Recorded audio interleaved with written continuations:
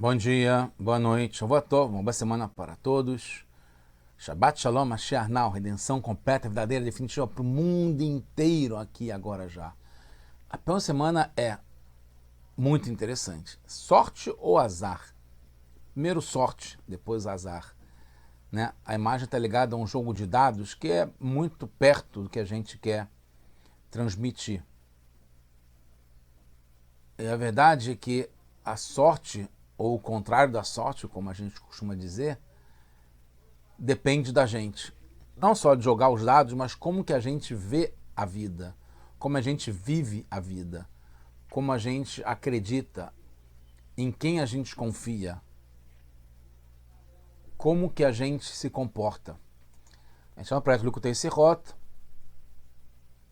Esse é o volume 31 de livros de discursos racistas do Rebbe de Lubavitch. Essa é a Parashat Kitissá, mas a gente fala sobre Purim, que é nessa época agora. No tratado de Megillah do Talmud, que fala sobre Purim, inclusive, na página 12, Aleph, fala que foi perguntado pelos alunos do Rabi Shimon bar Yochai por que a gente foi castigado em Purim, porque teve esse decreto naquela geração de matar, exterminar o povo inteiro, em todos os lugares do mundo. E aí Rashbi explica que o povo desfrutou da refeição, né, do banquete daquele mesmo perverso, malvado. E aí se pergunta no Talmud, mas isso foi em Shushan, então entende-se que poderia matar aqueles que estão em Shushan, que participaram, mas no mundo inteiro, por que tinha esse decreto para morrer todo mundo no mundo inteiro? E aí ele falou que eles também se ajoelharam, se prostraram para estátuas, imagens. Então a gente vê que o princípio pecado é de comer daquela refeição, está ligado com alimentos proibidos. E tem a pergunta famosa, afinal de contas é tão grave assim, né, comer de o que não é kasher, a ponto de implicar na exterminação de todo o povo? E a pergunta da Guemará também, que qual a justificativa para matar todo mundo no mundo inteiro, se foi só a capital Shushan que participou do banquete. Também na linguagem da Guemará se fala no pecado de ter desfrutado da refeição e não simplesmente ter comido, que eles tiveram esse proveito, desfrutaram da refeição. Então não foi só comer, foi ter um prazer ao comer. Em relação a ser alimentos proibidos, né, o pecado de comer de alimentos proibidos não kasher, a Guemará explica que, na verdade, eles eram kasher. Como está escrito na Megillat Esther, né, no livro Esther, Lasot Kiretzon Ish Vaish, que o Hashvash fala para fazer de acordo com a vontade de Ish e Ish. E no Talmud explica que Ish, o Ish é Mordecai e o outro Ish é o Haman. Então, que foi feito de acordo com a vontade, os preceitos de dieta, né, de kashrut do Mordecai. Não só isso, até o próprio vinho em Nones, que está escrito que não teve uma forçação, uma obrigação de comer aquilo que não, beber aquilo que não pode. O Rabi Elazar fala que foi cada um de acordo com o vinho da sua asgarrá, da sua lei. Então o vinho também era kasher.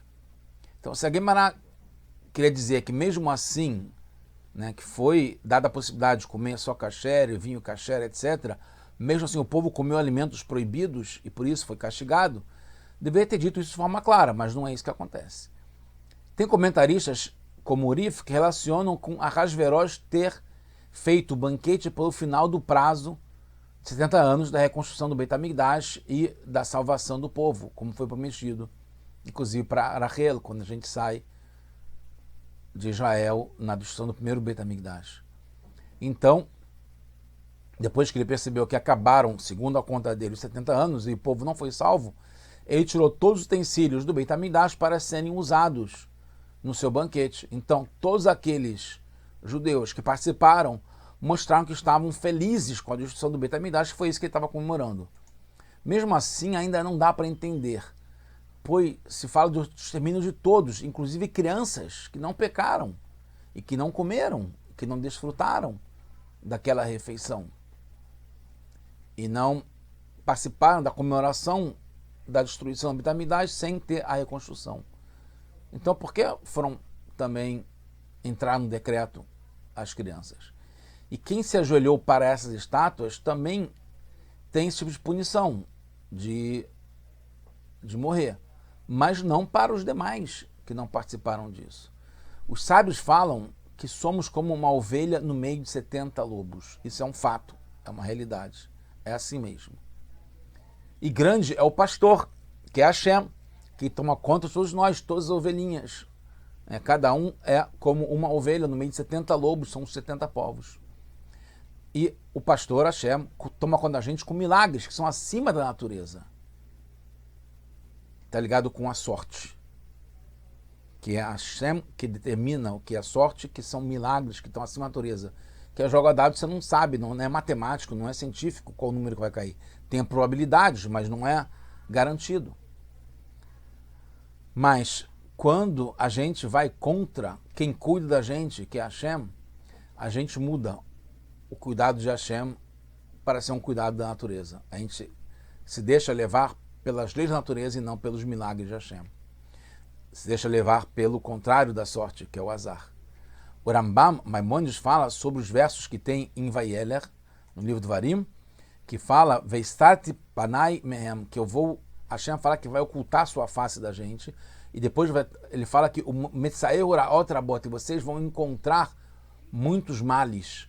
Encontrar está ligado com, de repente, né? Sem você pensar, sem você perceber, sem você se preparar.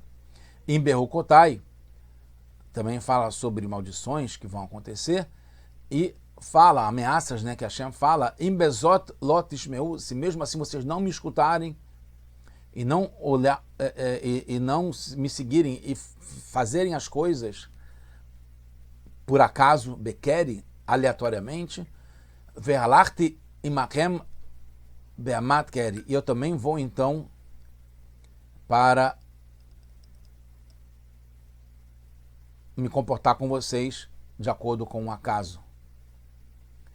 Quando a pessoa se separa de Hashem, que é seguir o acaso, que está ligado com o azar, como a gente vai em seguida, Hashem se separa dela. Então a pessoa fica disponível para qualquer mal, que é o azar, que pode encontrar. Ele sai das garrapratit, da supervisão divina em cada detalhe, que inclui a sorte, a fortuna, o que está acima da natureza, que são os milagres, e a pessoa passa a se deixar levar pelo acaso, pela natureza, pela probabilidade, pela ciência, pelo costume, pelas regras da natureza. Então sai da sorte, que é o comportamento divino de supervisão e também de milagres, para o azar. Né? Como a gente vê, uma coisa que não está na Sirá, mas eu fui ver isso, né? Que acaso, né, esse é Keri, que é a tradução, que é Hashem, se a gente se comporta de acordo com um acaso, Hashem vai se comportar com a gente de acordo com um acaso, o acaso em francês é azar.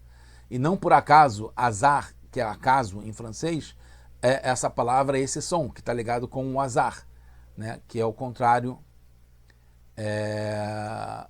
da sorte e da supervisão divina. E em inglês também, que é hazard, né? Que não é acaso no sentido de azar, para azar, em francês, mas em inglês, eu vi também no Google Tradutor, fala que hazard, que está ligado com risco, né, que tem um perigo, né, danger, tem um perigo em alguma coisa, tem como criar um dano, que esse hazard está ligado também com acaso, com sorte, com jogo de azar. Mesmo em inglês, hazard e azar em francês. Então a gente vê que quando a gente se deixa levar pelo acaso, pela natureza, pelas leis do mundo e não pelo comportamento divino e a supervisão divina, então as pessoas se entregam ao azar, ao acaso, aos perigos que tem no mundo. Então, ao desfrutar daquela refeição que está escrito Nahagu Nehenu Mi Seudato Sheotorachá, as pessoas, os judeus, desfrutaram da refeição daquele perverso, daquele malvado. Então não é que teve um castigo, mas teve uma consequência natural, porque eles se entregaram ao azar, se entregaram às leis da natureza, ao governo, que era mal, que era natural do seu comportamento, do governo, daquele Ahasverosh e da natureza em geral. Na Megilat Esther, no capítulo 3, fala que quando Ahasverosh ele fez subir, deu poder para o Aman e levantou ele, né, para a cadeira, para o trono, para ser o governante, né, o ministro principal. Nesse momento, o povo passou a ser, de fato, uma ovelhinha no meio de 60 lobos sem o defensor. A gente é sempre uma ovelhinha no meio de 60 lobos, são os outros povos querendo atacar e fazer e prejudicar. Como a gente vê agora, mesmo depois do 7 de outubro, como todo mundo se levantou, em vez de apoiar, também começou a atacar, acrescentando, né, infâmia sobre tragédia. Mas quando a gente se comporta como uma ovelhinha no meio de 60 lobos, dando valor aos lobos e aos malvados, a gente se separa do defensor, a gente deixa de ter essa supervisão do defensor, do pastor de Hashem. Então, quando dá importância e desfruta do poder dos lobos, desprezando os milagres e o comportamento da natureza que está ligado com essa sorte, literalmente, de Hashem, sorte, boa sorte. Por um lado, não nos apoiamos. Então aí, outra coisa, agora, é que, por um lado, a gente não deve se apoiar em milagres, em Somchim Elanes, né, não deve contar que vai ter milagres, como está escrito no Shabbat 32a, mas também sabemos que a bênção vem de Hashem, como está em Dvarim, Parashat Re'eh, o Verachá Hashem Elokecha Bechol Asher Ta'aseh, e Hashem vai nos abençoar em tudo que a gente fizer. Então, naquilo que fazemos, que a gente faz, que a gente bota nas nossas mãos, não quando a pessoa fica à toa, Hashem vai dar uma brachá. Mas precisa saber que apenas fazemos recipiente. O nosso esforço é para tornar esses recipientes, o trabalho, a nossa preparação, o nosso esforço, propício para receber a bênção que vem de acima, vem de Hashem. Então a gente não confia que vai ter a bênção, que vai ter o milagre, que vai ter esse comportamento de Hashem e só Ele. A gente faz por onde? A gente cria os mecanismos, os recipientes, mas sabendo que o principal vai ser a luz de Hashem, a vitalidade de Hashem, os milagres, a bênção de Hashem. No fundo, recebemos nossa vitalidade de Hashem e vem acima da natureza. Nós não construir um monte de bolsos esperando que caia dinheiro dentro dele. Tem que arrumar um jeito de entrar dinheiro. Em Bereshit, Parashat Ve'echi, Urashi fala, né, aqui são 3 fontes mostrando que a gente realmente tem que respeitar e contar com o governo, né, com o governante, com o poder. Né, que fala quando o Yaakov foi receber a visita do Yosef, ele se ajeitou, porque o Urash explica, Holkin Kavod Lamalchut, a gente deve dar respeito, honrar o governo, o governante. E Nedarim, no Tratado do Talmud, página 28a, fala que Dina de Malchut Dina, que a lei do país, do governo, do reinado, é lei, tem que seguir.